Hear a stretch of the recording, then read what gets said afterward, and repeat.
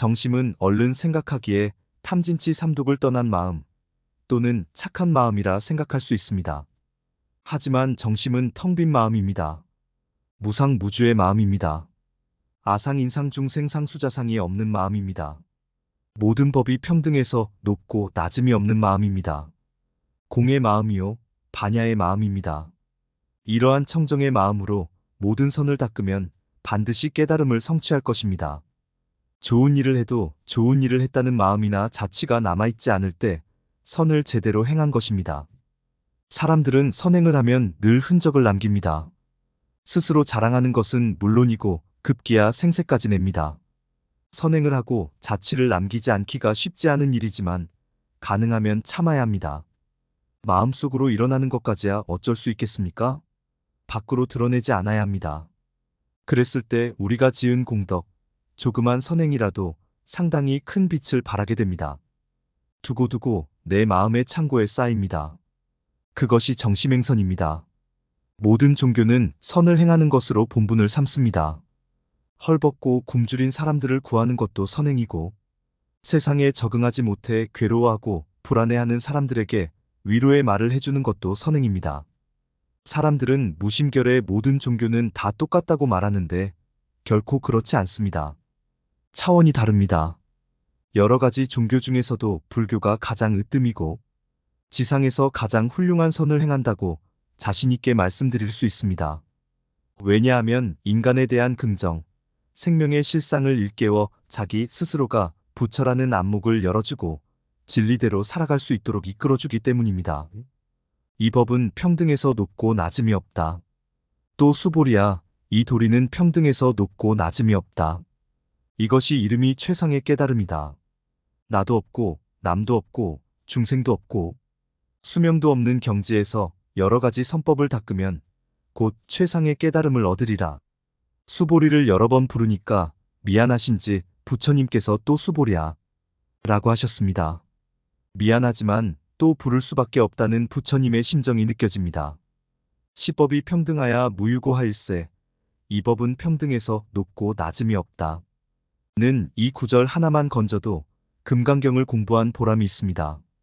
이 법은 모든 존재가 갖고 있는 진리와 이치가 평등하다는 뜻입니다. 연필과 만년필도 평등하고 남자와 여자도 평등하고 중생과 부처도 평등합니다. 모든 만물이 존재하고 있는 그 모습 그대로 완전 무결하다는 뜻입니다. 우리는 겉모습을 보고 잘 사는 사람, 못 사는 사람, 나이 든 사람, 젊은 사람 등을 차별합니다. 그런데 나이 들면 나이 든 대로, 젊으면 젊은 대로, 능력이 있는 사람이든 없는 사람이든 전부 평등하다는 뜻입니다. 제 개인적인 이야기를 말씀드리면 어릴 때 출가하여 강원 생활도 함께하고 중노릇을 한 스님들이 많습니다. 그런데 지금은 수행자라는 이름은 같지만 전혀 다른 형태의 삶을 살고 있습니다. 어떤 스님은 포교를 많이 하고 또 어떤 스님은 한평생 선방에서 참선 수행하고 어떤 스님은 일평생 강원에서 후학에게 경전을 가르치며 살아가고 있습니다. 저는 불법이 좋아서 열심히 정진하고 경전 공부를 하면서 가르치고 책을 만들고 펴는 일을 많이 했습니다. 제 도반 스님은 경전 공부에 매진하지는 않았지만 열심히 불사하고 포교하면서 열정적으로 살아왔습니다. 따지고 보면 똑같습니다. 사실은 평등한 겁니다. 시법은 평등하여 무유고하다. 이 도리를 알면 그것이 깨달음입니다. 한편 일체선법을 무아, 무인, 무중생, 무수자의 자세로 닦고 행해야 한다고 하셨습니다. 다시 말해서 자아의식도 없고 남이라고 하는 차별의식도 없고 중생이라고 하는 열등의식도 없고 수자라고 하는 한계의식도 사라진 마음 자세로 선법을 닦으라는 것입니다. 차원 높은 마음으로 선한 일을 하면 곧 안욕따라 삼막삼보리를 얻을 것이라고 하였습니다. 사상이 사라졌다는 것은 나와 상대가 전혀 없다는 뜻입니다. 세상에서 가장 가깝다는 부모와 자식 사이에도 갈등합니다. 부모와 자식 간에 무슨 조건이 있겠습니까? 그런데 자기 부모이고 자기 자녀인데도 마음을 비우지 못하고 상을 많이 냅니다. 상을 내게 되면 조건이 붙습니다. 무아, 무인, 무중생, 무수자가 안 되기 때문에 조건이 붙게 되고 갈등하게 되는 것입니다. 또 사실 부모가 자식에게, 자식이 부모에게 잘하는 것은 당연한 일이지 선법이라고 할 수도 없습니다. 하지만 부모 자식조차도 제대로 선법을 행할 수 없는 게 현실입니다. 그렇기 때문에 금강경에서 시종일관 4가지 상을 떨쳐버려야 한다고 강조하는 것입니다. 상이 있는 한, 상을 내세우는 한, 진정한 행복과 평화가 오지 않기 때문입니다. 물론 잠깐 평화롭고 행복할 수도 있습니다. 하지만 누가 옆에서 말 한마디만 잘못하면 그 순간에 불행해집니다. 부처님의 말씀, 금강경을 공부해서 그 참뜻이 몸에 뵐 때 진정한 평화, 진정한 행복을 누릴 수 있습니다. 집착하는 습관을 버려야 한다. 수보리야, 이른바 선법이라는 것은 열애가 말하기를 곧 선법이 아니고 그 이름이 선법이다라고 하니라. 사자와 삽살개의 비유를 알고 계실 것입니다. 돌을 던졌을 때 사자는 돌을 던진 사람을 무는데 삽살개는 날아가는 돌을 쫓아가서 물려고 합니다.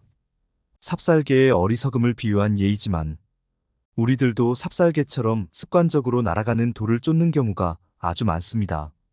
사람들에게 집착하는 습관은 고질병이라 해도 과언이 아닙니다. 선법이라고 하면 또 선법에 집착하고 선한 일에 걸립니다. 선에 대한 잣대가 생기고 틀이 형성되어 버립니다.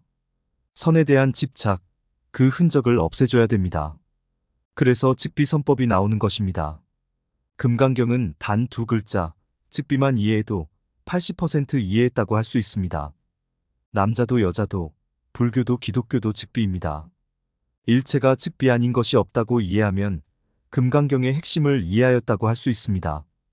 이름이 선법일 뿐이니 선법이라 해도 선법에 넘어가지 말라고 하였습니다. 그렇다고 해서 허망하다, 아무것도 아니구나, 선법에도 관심 쓸 게 없구나 해도 안 됩니다. 이 또한 치우친 소견으로 중도가 아닙니다. 선법이 곧 선법이 아니고 그 이름이 선법이라고 이해하면서 어디에도 걸리지 않고 선법을 행하고 선법을 행해도 마음에 남아있는 게 없으면 됩니다. 좋은 일을 수미산처럼 했지만 자랑할 것이 하나도 없습니다. 그럴 때 그야말로 여여하고 평화롭게 살아갈 수 있습니다. 부처님의 선행을 태양에 비한다면 우리들의 선행은 반딧불 같은 것이기 때문에 내세울 게 전혀 없습니다. 이와 같은 것을 깨닫고 상을 내지 않는다면 편안해집니다. 자유롭습니다. 자유라고 하면 사람들은 외적인 조건으로부터 자유로워지는 것으로 생각하기 쉬운데 남이 나를 구속하는 것이 아니라 자기가 자기를 구속하는 것입니다. 즉 자기가 애착하고 있는 것, 가족, 친지, 자기가 쌓아놓은 재산과 명예, 공로 등에 얽매여 부자유스러운 것입니다. 이런 것들에서 벗어나 가벼워질 수 있어야 그만큼 자유로워집니다. 진정한 자유는 자기에게서 오는 것입니다. 이 법은 평등에서 높고 낮음이 없다. 부차수보리야 시법이 평등하야 무유고 하일세 심영안육 따라 삼막삼보리니. 또 수보리야 이 도리는 평등에서 높고 낮음이 없다. 이것이 이름이 최상의 깨달음이다. 이무아무인무 중생무수자로 수일체 선법하면 즉득 안육 따라 삼막삼보리 하리라.